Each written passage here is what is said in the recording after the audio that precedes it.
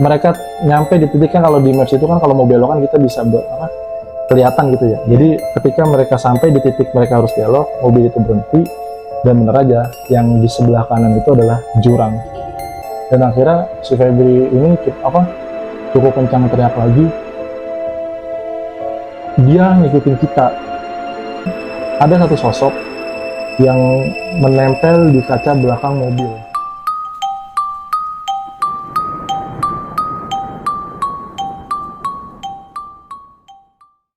Jadi kehororan yang mereka alamin itu nggak sampai di survei doang kemarin. Jadi ini tuh kehororan ini mereka alami sampai mereka KKN dan sampai mereka selesai KKN. Berarti horornya terus berlanjut ya? Lanjut. Jadi nggak cuma sampai pas survei. Nah, gue persingkat ke inti dari kehororan mereka ini. Jadi gue jelasin sedikit tentang kelompok-kelompok yang ada di situ ya. Jadi mereka ini KKN ada terbagi 3 kelompok. Sebutlah di 3 desa yang berbeda di rumahnya masing-masing gitu. Nah, jadi si Dani ini dengan kelompoknya berisikan 2 orang cowok dan 8 orang cewek. Dan begitu pun kelompok yang lain. Jadi ada 2 cowok, 8 cewek. Yang dimana di kelompoknya Dani ini punya kesepakatan kalau misalkan yang ceweknya ini nggak boleh sampai ditinggal oleh kedua cowok yang ada di kelompok itu. Jadi emang harus ada yang standby jagain mereka. Oke, berarti salah satunya harus stay lah ya. Misalkan ada si Dani ini mau keluar, temen yang satunya harus stay jagain mereka. Jadi di satu malam, sebutlah di 1 minggu pertama mereka ngelakukan KKN, itu di malam Jumat tepatnya, temannya si Dani ini kebetulan pengen nginep di tempat tinggalnya si Febri. Ada satu kegiatan lah. Temennya Dani mau nginep di tempat yang lain. Iya, ini kelompok Febri.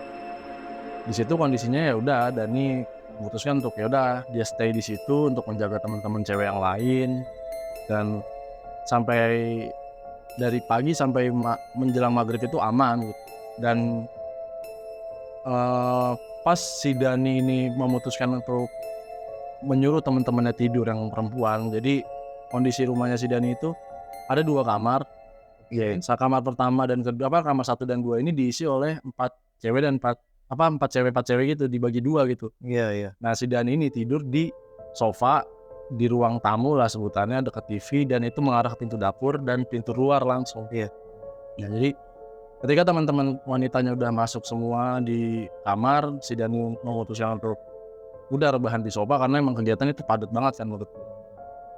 Pas lagi santai-santainya main HP, itu pukul 12:30 malam itu, 1:30 malam dini hari, si Dani ini ngerasa ngedenger ada suara tapak kaki orang disertai iringan gitar. Berarti pas si Dani lagi di luar, tidur di luar di sofa itu, dia ngedenger suara langkah kaki orang. Iya, dan bukan disertakan dengan suara gitar. Betul. Gak cuma 1 orang di situ yang dia dengar, kayak ada ya 4 atau 3 orang lah sih bermain gitar. Ya, Dani di situ berpositif thinking kalau wah, syukurlah ada yang nemenin tidur malam ini. Dan suara langkah kaki itu berhenti tepat di depan teras rumahnya si Dani ini. Jadi Dani, ibaratnya Dani itu tidur di sofa yang emang bersebelah-sebelahan dengan jendela luar, dan di jendela luarnya ini ada satu balai yang emang benar-benar berdempetan. Nah, mereka tuh berhenti di situ.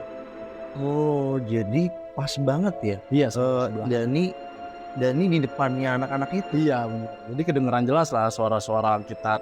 Tapi yang emang Dani agak bingung itu nggak ada suara obrolan manusia di situ, nggak ada obrolan orang-orang di situ, cuma hanya suara gitar, suara gemurusu, dan ya udah di situ Dani cuma berpositif tinggi sambil dia bermain HP-nya dia. Dan ketika pukul 2:30 dini hari, emang Dani di situ bilang pengakuannya itu nggak bisa tidur. Ada salah satu teman ceweknya itu pengen ke kamar mandi, kamar kecil untuk buang air kecil, dan ya udah Dani inisiatif untuk menemani sampai depan pintu pintu dapur ya, pintu kamar mandinya. Memastikan nggak ada apa. Emang kesepakatannya begitu. Jadi kalau ada satu wanita yang emang ingin buang air kecil, buang air besar atau ke kamar mandi itu malam hari atau dini hari, ya harus ada nemenin sampai minimal sampai depan pintu. Ya udah di situ nggak terjadi apa-apa. teman yang wanitanya masuk lagi tanpa memperdulikan apa-apa gitu, seperti tidak apa-apa. Dan ketika udah jam segitu suara gitar itu masih terdengar cukup jelas oleh telinga Dani. Dan di situ Kenceng banget itu. dibilang kenceng enggak, cuman emang cukup mengganggu sih. Mungkin kalau bermain gitarnya itu di jam-jam siang atau sore itu mungkin terbilang nggak mengganggu karena emang nggak begitu kencang juga. Dan ini udah cukup ngantuk gitu. Dan dia coba ingin tegur orang-orang yang di depan ini, udah berhenti nih gitarnya dulu, udah malam, saya mau tidur. Dan ketika Dani menuju depan pintu rumahnya itu, suara gitar itu masih terdengar jelas oleh Dani. Ya, lalu ketika Dani membuka pintunya, dia benar-benar kaget. Di situ benar-benar mungkin pengakuannya itu dari ujung kepala sampai ujung kaki itu benar-benar gemeter, lemes, nggak tahu harus ngomong ke gimana. Dia juga pengen teriak, takut bikin teman-teman yang ceweknya panik, malah banyak kejadian-kejadian yang nggak dipengenin oleh Dani. Ternyata dia nggak ngelihat apa-apa di luar. Enggak ada apa-apa. Nggak ada apa.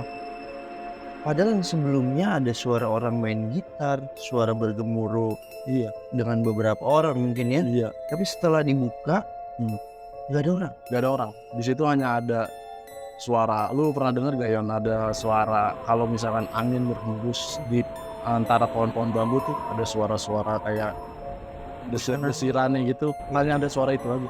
Jadi setelah si Dani buka, ada hembusan angin gitu ya Mas. Iya, Dan dia mulai terasa gitu. iya, bener-bener. Udah, dia lemes, langsung tutup pintu, kunci. Di situ dia langsung memutuskan untuk tidur.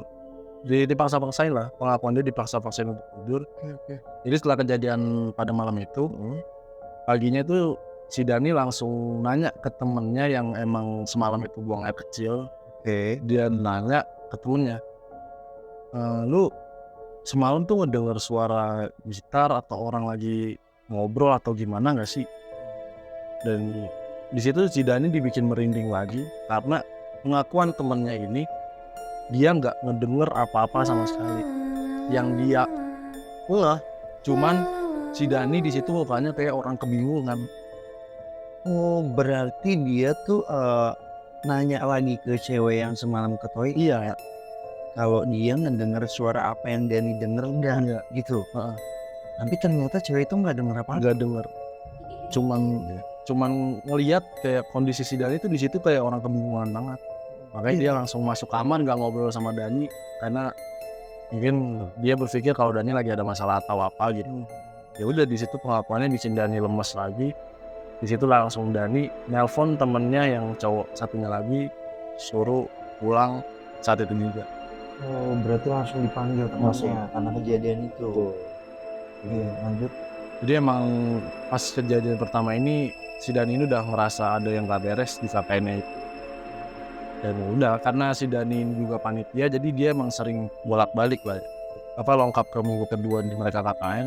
Ya si Dani juga ngalamin kejadian yang emang bener-bener bikin gue merinding banget ya asli ini. Ini Dani lagi yang ngalamin. Bener-bener si Dani ini sebenarnya bukan orang yang bisa ngeliat atau yang punya keahlian apa, cuman gue juga nggak tahu kenapa dia yang diganggu gitu. Jadi gimana ceritanya? Jadi ada laporan dari satu kelompok yang berbeda dengan si Dani dan Febri ini, kelompok ketiga lah sebutnya aja. Jadi ada laporan dari kelompoknya mereka bahwa dua temen cowoknya ini ngelakuin hal yang nggak senonoh gitu. Jadi dua laki-laki yang ada di kelompok ketiga ini dia sering kayak rangkul-rangkul teman wanitanya, terus suka tidur bareng sama teman wanita gitu, dan Melakukan sesuatu yang nggak diboleh. Iya, yang nggak, emang di dunia kita aja nih, di dunia manusia emang nggak senonoh, apalagi di dunia mereka gitu loh. Jadi setelah si Dani dan Febri ini ngedapetin laporan seperti itu, dia langsung meluncur ke lokasi kelompok ketiga ini untuk make sure lah apakah yang diceritain sama temen-temennya ini bener datanya gitu. Nah, betapa terkejutnya si Febri ini ketika dia sampai ke rumah itu, bener ternyata dua orang laki-laki ini lagi posisi tiduran, di tengahnya itu ada satu perempuan. Oh, langsung dipergokin sama si Febri. Benar-benar Berarti, kaget, berarti itu terjadi. benar terjadi. Berarti laporan-laporan yang dia dapat ternyata mereka berdua telah melakukan yang nggak diperbolehkan. Betul. Ya senonoh lah. Jadi Akhirnya si Febri ini ngeliat dan langsung ya udah saat itu juga Febri dan Dani ini negur secara tegas bahwa mereka bakal ngulangin kedua orang ini kalau kejadian ini bakal terjadi berulang-ulang lagi. Oke. Jadi setelah si Febri dan Dani ini menasihati teman-temannya yang melakukan hal-hal tersebut itu, Dani dan Febri ini memutuskan untuk pulang. Gitu. Dan di situ posisinya emang udah malam banget, udah pukul 10 malam. Dan ketika perjalanan pulang, Dani ini berinisiatif untuk melewati jalan pintas. Oke, ini supaya lebih cepat lah ya. Iya, betul. Karena udah malam juga, pasti sepi. Dan ya berpikiran udah kita pokoknya buru-buru buat nyampe rumah biar nggak terjadi hal-hal yang emang nggak diinginkan gitu. Cuman yang emang si Dani dan Febri ini bingung, bukannya mereka menemukan jalan pintas yang emang mereka tuju, tapi mereka ini malah ketemu jalan yang bisa dibilang jalan itu jalan setapak, kanan kirinya pohon bambu, jauh dari keramaian, dan di situ hanya ada satu sumber cahaya, cuman cahaya lampu motornya mereka gitu. Ya udah di situ mereka berdua nggak berpikiran macem-macem, mereka lanjut jalan sampai si Dani ini bilang ke Febri kalau di depan ada cahaya gitu. Oke. Mungkin itu keramaian, mungkin itu jalan yang kita cari gitu. Nah cuman pengakuan si Dani ini, semakin Dani dan Febri ini mendekati sumber cahaya itu, sumber cahaya yang ini malah makin menjauh gitu. Oh, oke. Setelah mereka mendekat, tapi ternyata itu malah lebih menjauh. Iya betul. Jadi ya udah di situ juga mereka nggak berpikiran macam-macam. Kayak udah ikutin aja lah, kita jalan.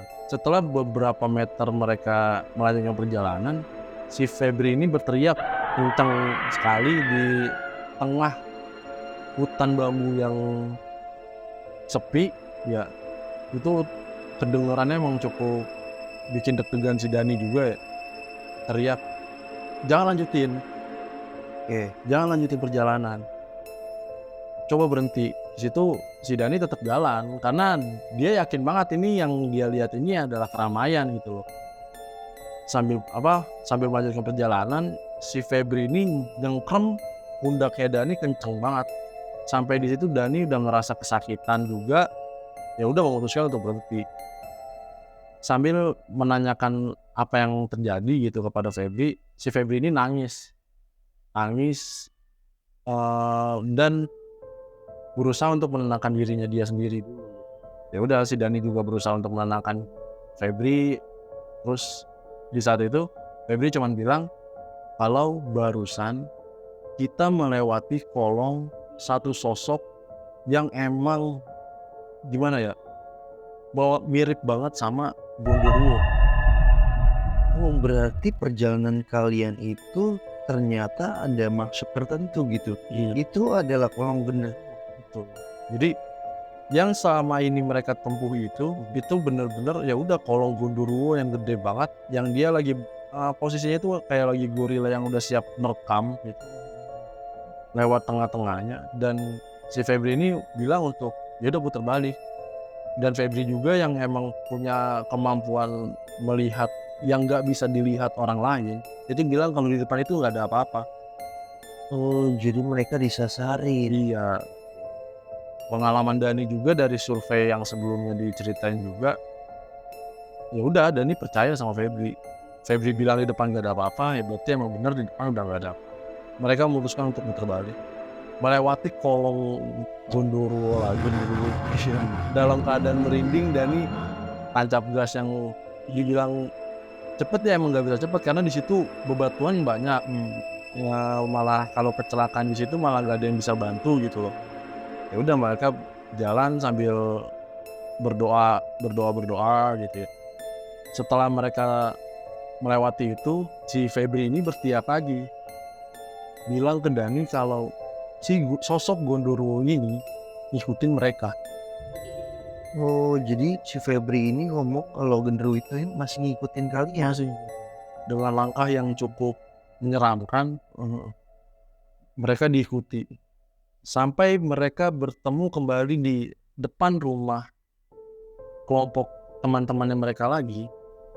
Mereka udah ngerasa ya udahlah, mungkin kita lewat jalan yang tadi aja emang cukup muter tapi ya lebih pasti gitu. Iya. Ya udah, ketika mereka melewati rumah yang tadi, ternyata sosok Gundurwonya ini berhenti di situ dan masuk ke dalam rumah tersebut.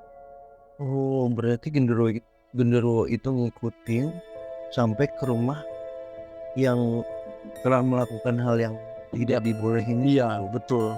Oke. Itu benar-benar pas gue dengar ceritanya juga agak merinding. Dan ketika kondisi sudah mulai tenang, udah mulai hangat lagi, si Dan ini menanyakan ke Febri, sebenarnya apa sih yang bikin si Gondoro ini bikin mereka. Ternyata menurut pengakuan si Febri, si Gondoro ini gak suka sama apa yang udah dilakuin teman-temannya Dani dan Febri. Oh iya. Menurut pengakuannya Febri, si sosok ini emang bener-bener murka banget sama kelakuan teman-temannya Iya ini. benar. Gak suka lah ya ibaratnya. Iya, Lu datang nih di desa orang, Heeh. tapi lu telah melakukan hal yang gak dibolehi. betul. Jadi akhirnya penunggu atau sosok itu merasa nggak seneng nih. Betul. Jadi mereka ke rumah itu terus Ya udah, setelah itu Dani dan Febri ya udah sampai rumah selamat, gak ada kejadian apa-apa lagi. Cuman ketika setelah kejadian ini ada pengakuan dari dua orang temannya ini yang udah melakukan hal tidak senonoh, mau kalau kebangun jam 2 pagi, jam 2 dini hari. Oke. Setelah mereka bangun, mereka tuh selalu ingin buang air kecil, ingin buang air besar, ingin ke kamar mandi, entah itu cuma sekadar cuci kaki gitu. Jadi mereka tuh selalu ingin untuk ke kamar mandi tiap Pukul 2. mereka, dan mereka dibangunkan ganti-gantian. Jadi ketika yang satu bangun, yang satu ini nggak bangun, dan ketika yang satu ini udah mulai terlelap lagi, yang satu ini dibangunkan gitu. Selalu begitu. Dan ketika mereka ke kamar mandi, mereka selalu dihantui oleh penampakan-penampakan yang emang nggak wajar gitu. Kayak misal mereka pernah menemukan ketika kamar mandi itu melihat ada kepala manusia yang ada di dalam sumur. Terus ketika mereka kamar mandi lagi, mereka ngelihat dua kaki tergantung di sudut ruangan kamar mandi. Mereka juga pernah ketika ngambil gayung, ternyata yang mereka ambil itu tangan manusia. Dan mereka di situ benar-benar udah nggak fokus lagi untuk melaksanakan KKN. Mereka benar-benar dibilang stres ya emang cukup stres, karena kejadian-kejadian itu yang bikin mereka tuh nggak fokus lagi untuk melakukan KKN. Dan kejadian ini terus berulang sampai mereka menyelesaikan kegiatan KKN ini. Oh, oke, berarti dua orang tersebut itu terus digangguin tiap jam 2 pagi. Betul. Nggak kebayang sih gue. Dan jujur pas gue dengar cerita ini dari Dani langsung, ya gue ngerasa emang wah nggak beres, emang Iya, bener-bener merinding banget gitu. Dan emang di sini gue punya pesan ya buat penonton-penonton yang ada di sini. Kalau misalkan emang kalian melakukan kegiatan-kegiatan kampus seperti KKN atau pengabdian-pengabdian di desa orang, di desa yang emang kalian tuh nggak tahu kalau di situ tuh ada apa, mendingan kalian nggak usah macem-macem, kalian turutin aja apa yang udah dihimbau oleh warga-warga setempat. Kalian berjalan aja melakukan kegiatan-kegiatan yang emang udah ditentukan oleh kampus. Kalau nggak ingin kejadian dua orang temannya Febri ini terjadi ke Jadi kalian. sama kalian tuh guys, dipelajari ya dari yang udah-udah, karena ini juga cerita asli. Jadi dimanapun kalian berada, ya jagalah sifat baik kalian. Tetap tahu tata keramanya harus seperti apa. Ya, mungkin udah sampai situ aja sih. Oke, terima kasih banyak buat Dani ya. ceritanya Dani dan Febri. Semoga ini semua menjadi satu cerita yang buat pengalaman kalian juga lah ya. Betul. Tutup aja ya. Thank you, gue Leon. Gue Hilmi. Jangan lupa di subscribe, di like, di share ke teman-teman kalian kalau emang cerita yang kita bawain ini menarik. Benar. Komen juga jangan lupa. Betul. Thank you guys. Oke, buat kalian semua yang mungkin sekiranya punya cerita horor atau pengalaman penampakan yang pernah kalian lihat, jangan lupa langsung kirim aja di email di bawah ini ya. Three people, night.